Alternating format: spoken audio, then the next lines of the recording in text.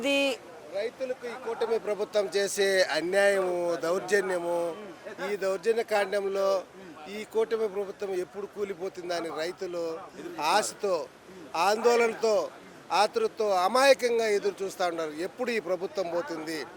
రైతు అనేవాడు ఈ సంవత్సరం కానీ లాస్ట్ ఇయర్ కానీ ఒక దోస, కర్బూజా, మిరపకాయ, టమాటా, మామిడికాయ రైతు చేసే ప్రతి పంట పైన గిట్టుబాటు ధర లేక మధ్యలో దళారులు వాళ్ళు దోచేస్తూ ప్రభుత్వం సబ్సిడీ 4 రూపాయలు ఇస్తామంటా ఉంది.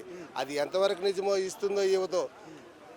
జ్యూస్ ఫ్యాక్టరీల దగ్గర 6 రూపాయలు 7 రూపాయలు అయితే వీళ్ళు ఇచ్చేది 2 రూపాయలు. 2 రూపాయలకు కూడా క్యూలో నిలబడి వాళ్ళని అడుక్కొని టోకన్లు తీసుకొని ఈ మామిడికాయలు సగం ఆ తోతాపూర్ అయితే మామిడి చెట్ల కిందనే రాలిపోయినాయి.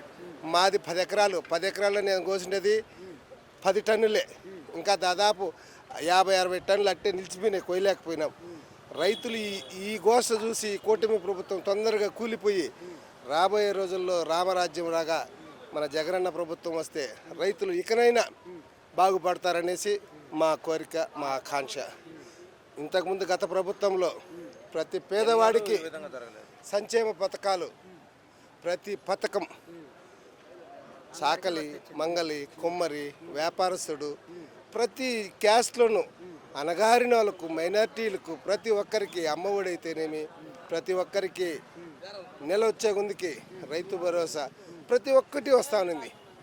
డబ్బు అనేది చూడాలంటే ఈ ప్రభుత్వంలో డబ్బు ఎలా ఉంటుంది కనిపించడం లేదు. ఆ విధంగా పరిస్థితులు అయిపోయినాయి. ప్రతి పేదవాడు ఎంత నిర్భాగ్య స్థితిలో ఉన్నాడంటే ఈరోజు అంత నిర్భాగ్య స్థితిలో ఉన్నాడు. ఇది డెమోక్రసీయా లేకంటే డిక్టేటర్ ప్రభుత్వమా? గత ప్రభుత్వాలు ఎన్నో, కొన్ని దేశాల్లో పాకిస్తాన్ అయితేనేమి, ఇరాక్ అయితేనేమి, ఈ డిక్టేటర్ నియంత్రణతో ప్రభుత్వాలే, దేశాలే కూలిపోయినాయి. అలాంటిది ఇప్పుడు మన కూటమి ప్రభుత్వం ఆంధ్రప్రదేశంలో రాజ్యం వెళ్తూ ఉంది. రాక్షస పాలన. ఒక మాజీ సీఎం కుమారుడు ఈరోజు బంగారుపాలెంకి వస్తూ ఉంటే రైతుల కోసం రానికుండా ఎక్కడక్కడ రైతులను నిర్బంధించేసి వెహికల్స్ రానికుండా అయినా కూడా స్వచ్ఛందంగా రైతులు నడిచొచ్చి పొద్దున 5 గంటలకు బయలుదేరినారు. ఎంతో దూరం నుండి 1000 ప్రదేశాలతో ఇక్కడ కూడుకున్నారు. ఇప్పటికీ కూడా జగనన్న చూసేదానికి అవకాశం ఇవ్వకుండా ఈ పోలీసులు అయితేనేమి, పోలీసులది ఏముంది, ఈ ప్రభుత్వాలు చేసే వల్ల పోలీసులు కూడా వ్యవహరిస్తారు. అలా చేస్తూ ఉన్నారు. దయచేసి ఇకనైనా రాబోయే రోజుల్లో ప్రతి ఒక్కరూ మేల్కొని మన జగనన్న వచ్చేదానికి అవకాశం ఇస్తే రాబోయే రోజుల్లో రైతులకైతేనేమి, వ్యాపారస్తులకైతేనేమి ప్రతి ఒక్కరికి మంచి రోజులు వస్తాయని మేము ఆశిస్తున్నాం. అంటే కాదండి, ఇప్పుడు జగన్మోహన్ రెడ్డి గారి అధికారంలోకి వస్తారని మీరు అంటున్నారు. మరి డిప్యూటీ సీఎంగా ఉన్న పవన్ కళ్యాణ్ గారు చూడకపోతే మీరు ఎలా అధికారంలోకి వస్తాం, మేము చూస్తాం, అధికారంలోకి రానివ్వమనేసి ఆయన మాట్లాడుతున్నారు కదా. మాటలు వేరు, చేతలు వేరు.